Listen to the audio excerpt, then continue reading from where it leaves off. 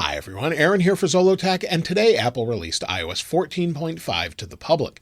This is available at the same time around the world to all iOS 14 supported devices. So if you have an iPhone 6s, 6s Plus, SE, all the way up to the iPhone 12 Pro Max, it should be available for you now.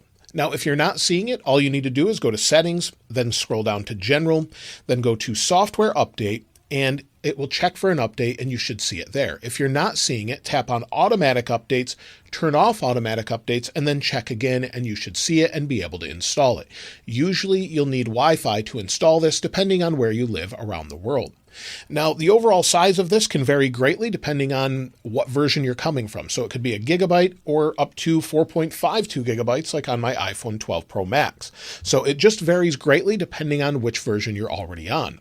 And if you're a beta tester or a developer, and you have iOS 14.5 RC or release candidate, you already have the final version. It's the exact same thing that Apple released today, you just had it early. Now, along with this, Apple also released iPadOS 14.5, watchOS 7.4, macOS 11.3, as well as tvOS 14.5. So all of those things are available now.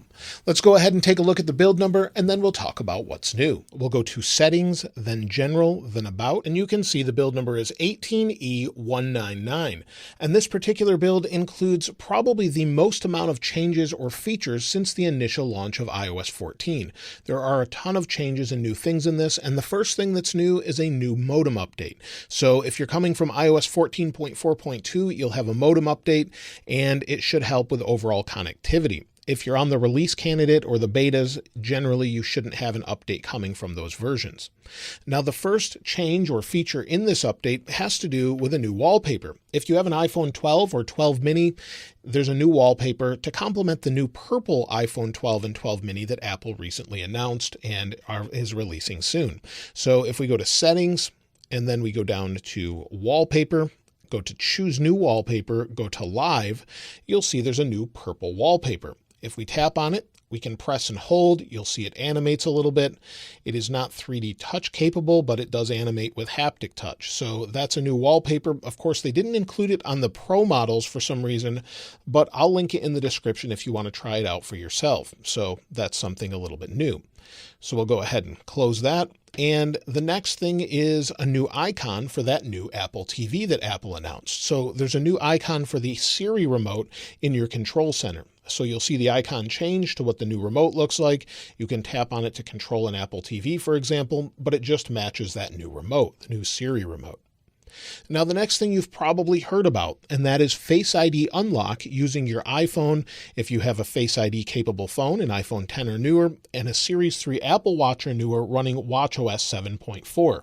You'll be able to watch or unlock your phone with your watch while wearing a mask. So let me go ahead and put on a mask so I can show you how this works. Now, the first thing is you'll have to enable it in your settings. So go into your settings, go down to Face ID and passcode. Once you've put in your password, go down to your Apple Watch here, and you'll see there's an option. Now it says use the screen connection to your Apple Watch to unlock iPhone when a mask prevents Face ID to recognize your face. Your watch must be nearby on your wrist, unlocked, and protected by a passcode. If that's turned on, you'll be able to do this. And you may have already been hearing that I'm wearing a mask. So if we go to the camera, I'll turn it around on my iPhone so you can see that. I'm wearing a mask. Let's lock the iPhone. We'll pick it up and unlock it. It takes a moment, and as long as your iPhone has a passcode on it, it says unlocked by this Apple Watch. You'll see it unlocked here. It unlocked with the Apple Watch, and we're good to go. Sometimes it takes a moment, sometimes it's very fast, but in general, it takes a moment and it vibrates on your wrist, giving you feedback, letting you know it's unlocked. So that's a nice new feature that they have in this update. And it's one that I think will be very welcome for most users using a Face ID device. Now, the next major thing they've updated has to do with privacy. This is something we've wanted for a long time.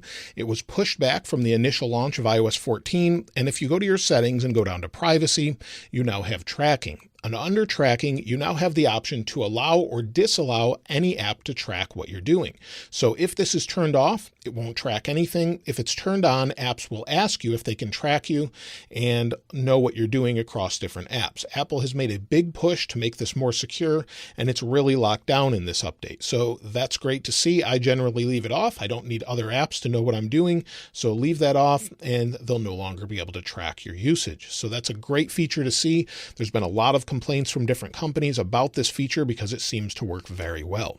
So I would suggest turning that off or leaving it on and allowing certain apps to track you based on which ones you allow specifically and allowing access to your data. Now there's a new change to notifications. If we go to notifications and scroll all the way to the bottom in our settings, down at the bottom is emergency alerts. Tap on emergency alerts and you now have the option to turn on always deliver or turn them off if you don't want emergency alerts, for example.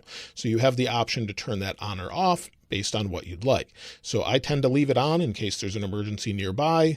Maybe there's an alert I need to know about. I leave it turned on. But if it's something that bothers you, you now have the option to turn it off. Now the next update has to do with AirTags. Apple announced AirTags and iOS 14.5 incorporates them into it. Now these allow you to locate different things that you have them attached to. So maybe you have it on a keychain or in a backpack, and then you can use precision tracking if you have an U1 equipped iPhone. So an iPhone 11 or newer, for example. It has the U1 chip in it. You can still use it with it, but it has the U1 chip, which also allows it to have more precision location. It'll tell you within about 30 to 50 feet of where to go and kind of turn to let you know where it is when you get close to it. So that's something they've added in this update. So it will let you know that. And also they've added support in Find My for third-party items.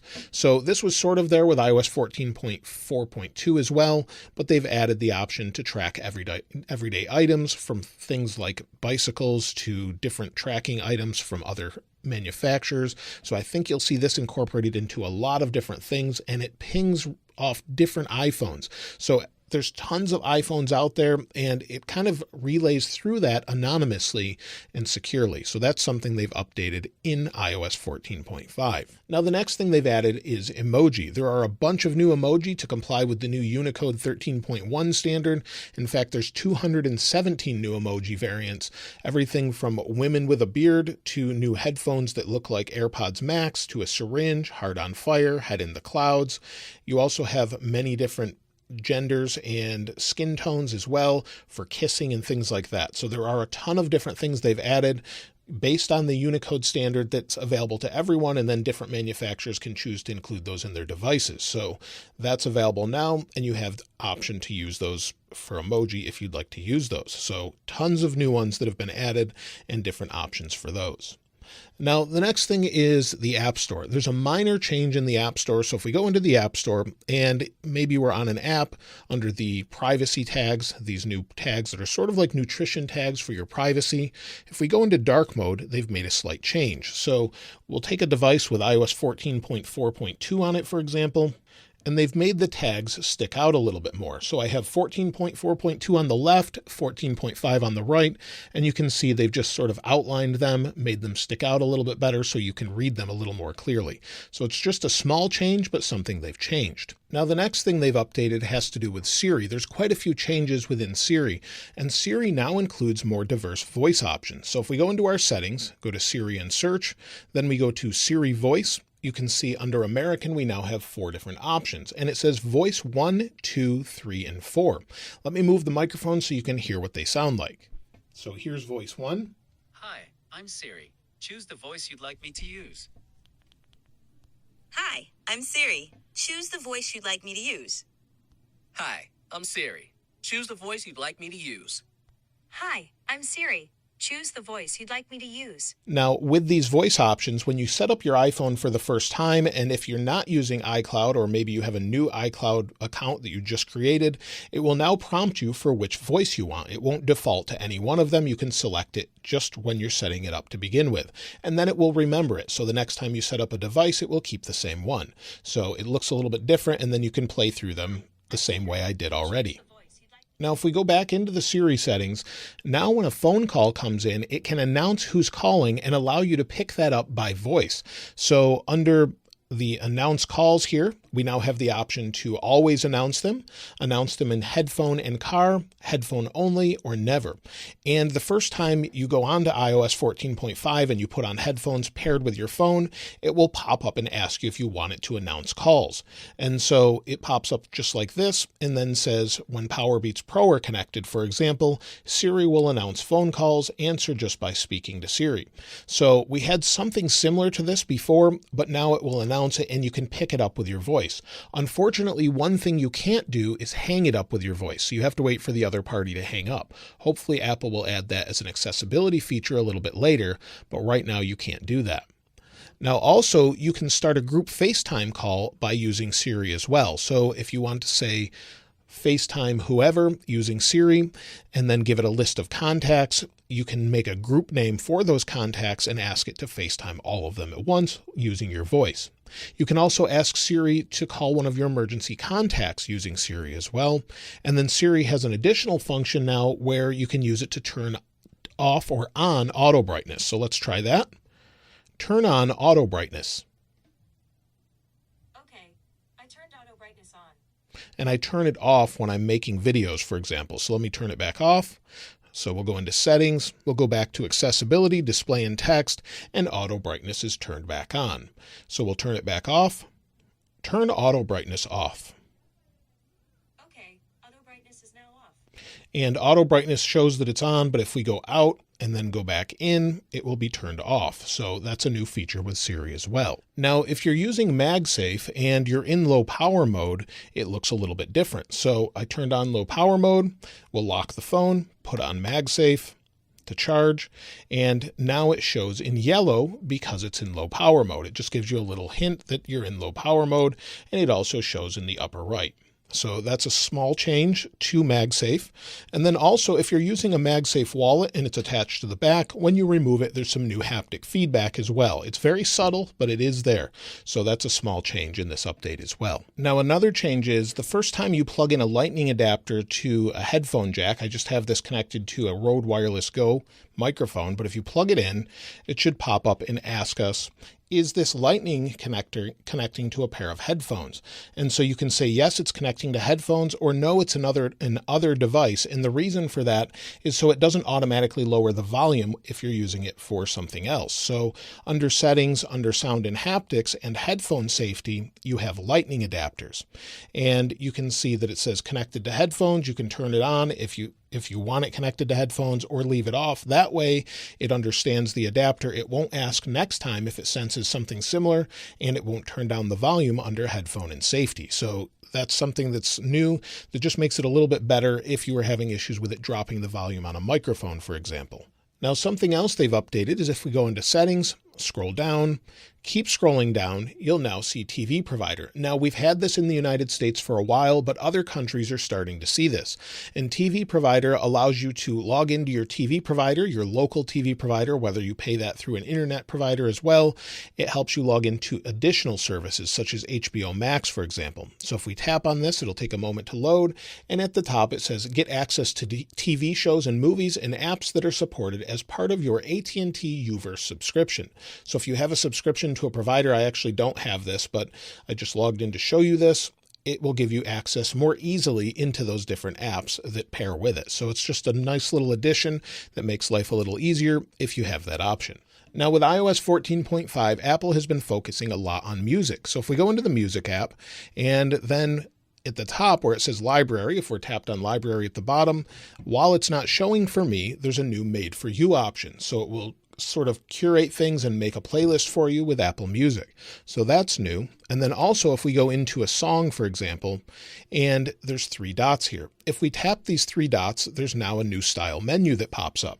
So if we go to another phone with iOS 14.4.2, tap the same 3 dots, it slides up from the bottom. It's completely different now. Also, you can see at the top, delete from library is highlighted in red. This makes it more difficult to delete since it doesn't color match to the other buttons anymore. And also, the download icon is new as well. So it's a circle with an arrow pointing down as opposed to a little cloud if you've already downloaded it. So they've just changed a few different icons within music. Now also, if you're in a song and it has the new style lyrics, we'll tap on the lyric button. We can just select maybe part of the song we want, this one, and then we can tap the three dots and we can share those lyrics. So tap on Share Lyrics and we can select any part of these lyrics, maybe a few different parts, share that out, and it will share a clip of the song as well. So you can share that with friends as well as Instagram and Facebook and more. So you have that option now in Apple Music. It's just a nice few little changes. Also, if we tap on an album, so we'll go to this one here, scroll to the bottom, you can see that it now has the release date along with not only the song count and the length, but also the record company as well. So that's an option. And then also the download button has changed. So now we have a check mark if it's downloaded. If I tap on the check mark, we can remove the downloads. And now we have a little down arrow to download. We also have this little menu in the upper right, similar to what we had before. And also, if we kind of slide on one of these songs, slide to the left, we have the option to delete it or download it just from here. Or we can slide it to the right and we have the option to play it next or play it last. So this is new, where before you didn't have the option to slide the song left or right. All of that has been updated in this version. Now also within music, if we tap on search, it's a little different. We can search by category. It used to be genre, but now we have categories of pop and Latin and R&B with different artists in them as well, and different rounded rectangles. Now if we go to browse, go back to browse, go all the way to the bottom. At the bottom, this changed on 14.4.2 also, but now it says browse by category or Apple Music on Apple News. And if we go to charts, we now have charts from around the world. So we have global music, and we'll have more that will be local to maybe the top 100 all around the world in different major cities as well. So those have all been added to Apple Music. Now, Apple has also updated podcasts. So if we go into podcasts and we tap on search, we now have categories similar to what we had in Apple Music. So that's all new. And if we go back to listen now, we have our little icon in the upper right for accounts. This is for the new subscription service that Apple is adding to podcasts. So this will be something completely new that we'll have very, very soon, but it will allow us to subscribe and maybe skip commercials that might already be in podcasts. So Apple should have the whole thing set up for creators there as well. Now, if we go to browse, under browse, it's redesigned. There's new suggestions for different things such as kids and family and things like that. But maybe we want to go to let's just go to a different podcast. Maybe we'll go to my library, select one here. The show pages are a little bit different. And to be more consistent with Apple Music again, the same sort of download check mark is there, the same menu if you tap on three dots, and you have the option to unfollow or follow. And you have settings, play next, share show, copy link, and report a concern. All of those things are in this particular update. Now, aside from this, Apple has also given us some additional options within settings for podcasts. So if we go home, go to settings, then we scroll down to podcasts. Under podcasts, if we scroll down, we now have the option for automatic downloads. Those are there. And then we also have the option to hide playlist episodes or saved episodes download while saving. So there's some additional small changes here as well for podcasts, and they're making a very big push into podcasts to make sure that it's sort of a new thing that Apple users are really using the podcast app. I generally tend to use a different one, but as you can see, they've added some additional options. But I normally use Overcast and things as I can skip a little bit differently in podcasts. So we'll have to try out podcasts a little bit more. Now, Apple has also made some 5G improvements to the iPhone 12 series lineup. So those phones that support 5G, millimeter wave, for example, they now add dual SIM support to 5G enabled phones. So before you could use dual SIMs, but you couldn't use 5G at the same time. Now you can use 5G from both networks at the same time. So those things are updated, and that's something many people thought wouldn't be improved. They've also made improvements to smart data. So under settings again, if we go back, go up to cellular. Under cellular data options, if we tap on voice and data, you have your different options like you did before, but under the data mode, you now have standard and low data mode. So it better helps you use those different modes and get the most out of your battery when it comes to maybe using 5G when maybe 4G is faster, for example. So that has been improved in this update. Also, 5G international roaming is enabled on supported carriers on the iPhone 12 models. So if you have 5G internationally with similar bands, you'll be able to use those as well. Now, within shortcuts, there's some new options as well. So if we create a new shortcut, add an action, and search for orientation, you can see we can now set orientation lock. So that's a new change as well. We also have new cellular data modes. So cellular, set voice and data. If we tap on 5G, we can now change between LG, 5G Auto, and 5G. So those are some new options added within the Shortcuts app. Now, if we go into the Translate app, we'll find that here. We'll go down to Translate. And under Translate, we have some new options for playback speeds. So if I just enter the text, maybe I want to say hello, we'll hit go. And well, we'll try it again. Hello. And English, hit go, and it translates it to hola. If we press and hold on the play button, we have some playback options now at 1 1/4 speed, or regular speed, 3/4 speed, and half speed. So we can play at different speeds now, and we hit play, and it will just play back for us. So it plays back at different speeds now. Now we'll go to News. Now in the News app, they've updated some things as well, specifically on News Plus. They've changed this around, made it a little bit easier to find your downloads. So you can see at the top, My Magazine, Downloads, Newspapers, and you have the 3-dot menu here with sorting options to sort automatically by name and by date. So these have been updated, and then also a more consistent search experience as well. So we can search channels or topics, maybe cars, for example. We'll go to search, and it will search by the actual topic of cars and find things that relate. So maybe cars is the topic, different channels, different magazines that relate to what we're searching for. So that has been updated as well.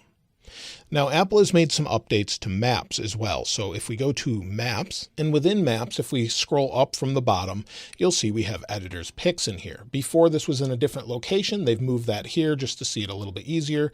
And then you've got a button for See All Guides. So that has been updated. Now, if we set maybe a place to navigate to, they've updated that as well. So now we've set navigation. If I tap on the little button here, you can see that the end button is a little bit different, and it used to just be a singular menu. We also have the option to report. So we can now report a speed check, a hazard, or an accident. We can also use Siri to do the exact same thing. So they've updated this. It's just something new. You also have the option to share your estimated time of arrival if you're using a bicycle or walking. Before, you could only do it while driving. So they've updated that as well. So those are new within Maps. Now they've also updated reminders. So if we go into reminders and you have a reminder, tap the little menu button in the upper right, the 3 dots. We now have the option to sort our reminders. Tap on Sort By, and we have due date, creation date, priority, and title. These are all new sorting options. We also have in the same menu the option to print our reminders. So this has been updated in reminders. It's small, but it is a slight change. Now also, if we go into the Clock app and maybe we're using sleep, we go to change. At the bottom here, we now have edit sleep schedule in health. This is a new option that they've added. It just opens the health app and then shows you your different goals, how you've been sleeping, and more. So they've just sort of made it a little bit easier to edit your sleep schedule. Now, if we go into the Watch app, within the Watch app, if we go to accessibility, scroll down, if we keep scrolling, we now have the option to turn off or on headphone notifications. So to protect your hearing, Apple Watch sends a notification if you've been listening to loud headphone audio for long enough to affect your hearing. So we can turn that on or off if we want to. Now, in some countries, there's precipitation alerts and things that were showing up in the United States, but will now show in Europe, for example. And then also, this update adds a much wanted support for Xbox Series X, Xbox Series S, and PlayStation 5 DualSense support. So maybe you want to play a game with your phone or your iPad, you'll now have the ability to do that using your controller of choice now. So maybe you were using a PS4 controller before, now you can use PS5, for example. Now, if you have Apple Fitness Plus, and you want to maybe do a workout and you don't have an Apple TV, you can now use AirPlay to AirPlay this to an AirPlay 2 enabled TV or device. So you have the option for that. Also, if you use Apple CarPlay, you can use the estimated time of arrival in Apple Maps while driving using Siri or the on-screen keyboard. So those things have been added in iOS 14.5. Now on iPadOS 14.5, you get all of the same things that carry across, but you also have a couple small changes as well. For example, if I turn off the iPad, turn it off here. Now if I turn on the iPad, we'll give it just a moment to boot up. hold the power button, and you'll see the Apple logo is now in the orientation that you're holding the iPad when you're booting it up. So that's something they've updated. It's a small change, but it's pretty nice, and it will now boot up or just like you want, just like you would expect. So we'll wait for this to boot up just a moment. Now, another thing they've updated, well, I'll just put this on the Magic Keyboard here, the iPad, and maybe we'll go into Notes. And in Notes, you'll see the little cursor is blinking. If I hit the globe icon for different languages, you'll see that it says Search Emoji. We now have the option to search emoji on the iPad. Also, if you have a Smart Folio case, for example, and you close the iPad in the Smart Folio case, it will now disable the microphone. It will mute the microphone when it's closed on the iPad 8th generation, iPad Air 4th generation, iPad Pro 11-inch 2nd generation, and iPad Pro 12-inch 4th generation. It now mutes the built-in microphone when it's closed. So that's something that's really nice that adds to privacy. Now, as far as changes to iPad, that's everything in the iPad that's new. But there are a bunch of bug fixes or resolved issues as well that I wanted to go over. So the first thing has to do with Messages. Now, Messages has had a bunch of fixes. So if we go into Messages, within Messages, there was an issue before where maybe you were trying to text someone, you'd hit the button and it wouldn't send. That has now been resolved. Another thing is when you're at the bottom of a thread, maybe in a text message, sometimes the keyboard would cover up the bottom set of messages. That has been resolved as well. So that's been fixed. And then also within Messages, maybe you deleted some of the text in here. Sometimes that text would still be searchable within Spotlight Search, for example. So that has been removed. It will no longer show in Spotlight Search and it's gone. Another thing they've fixed has to do with Mail. Sometimes Mail would not deliver mail until you rebooted your device. That has been fixed in this particular update. Also, call blocking and identification sections may not appear in the iPhone settings sometimes, and that has been resolved as well. So if you weren't seeing that, it should show up as you would expect. Now, when you're in Safari and maybe you go to different tabs, iCloud tabs were not showing up properly. So now they will show up as you would expect. So that has been updated and fixed as well. Also, the iCloud keychain. So maybe you're using keychain to keep your password safe. iCloud keychain sometimes wouldn't allow you to turn it off. So that was a bug. It's now fixed. Also, reminders that were created when you use Siri to create them sometimes would be set for early morning hours. That's been fixed. They shouldn't set for early morning. Now on the iPhone 11, they've added a new battery recalibration tool. I've talked about this before, but if we go into settings and then you go to battery health, you'll see at the top, it'll say your battery health reporting system is recalibrating maximum capacity and peak performance capability. This process may take a few weeks. This is only on the iPhone 11, 11 Pro, and 11 Pro Max. They have not added it to any of the others for some reason. So this has been updated and it's specific to the iPhone 11 series. Hopefully they'll change that in the future, but right now they have not. Now, when it comes to the thing I get asked about the most as far as green tint, well, Apple did not say anything specifically about the word green tint, but they did say they optimized to reduce the appearance of a dim glow that may appear at reduced brightness levels with black backgrounds on iPhone 12 models. So maybe you're in dark mode on a black background and it would look like the pixels were glowing or they were backlit. Where on an OLED display, for example, they should be completely black. This is now showing properly, and that's sort of related to the green tint issue. Most people are saying it's fixed, but some people may still have an issue with it. Also, they've fixed an issue with AirPods. Maybe you're using AirPods Pro and auto switching isn't going to the device you wanted it to. That should now be fixed and much better as far as its responsiveness and switching between devices. They've also fixed it where it could duplicate the switching message or not show up at all. So the switching seems to be fixed in this update. Now, along with this update, there's additional security updates that Apple added. So there's a bunch of those as well to make your device more secure. Now, overall performance in this update seems to be pretty good. It's nice and smooth. I've showed benchmarks before on the release candidate, for example, and in general, most people report the overall speed and stability of iOS 14.5 to be very good. So no issues there whatsoever. I wouldn't hesitate installing this. And also battery life, for example, I'll talk about if you should install it in a moment, but also battery life, for example, seems to be pretty good. After using it for many days, it seems to be holding up well without a problem.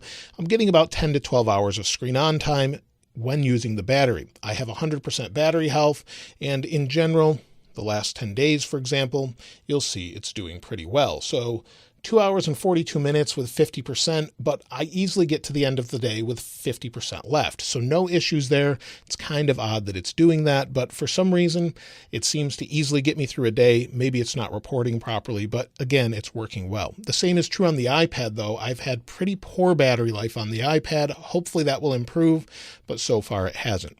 But that leads me to, should you install iOS 14.5? And I would say absolutely. It has a ton of security and bug fixes in it. This is the update you really want for iOS 14, and most people say it gets much better battery life than iOS 14.4.2, for example. So I definitely recommend it if you haven't installed it already. So that's it for iOS 14.5. It has been a long time. We've been waiting through 8 betas for this, and it's finally here. Now we're on to 14.6 and iOS 15, which will be out for beta testers in June and then comes out later for everyone else, usually around September, if you were wondering about that. So we should see that sometime around June. But a lot of huge changes in iOS 14.5, and hopefully it's a much more stable and better experience for you on your iPhone as well. If you'd like to get your hands on this wallpaper, of course, I'll link it in the description like I normally do. And if you haven't subscribed already, please subscribe. And if you enjoyed the video, please give it a like. As always, thanks for watching. I'll see you next time.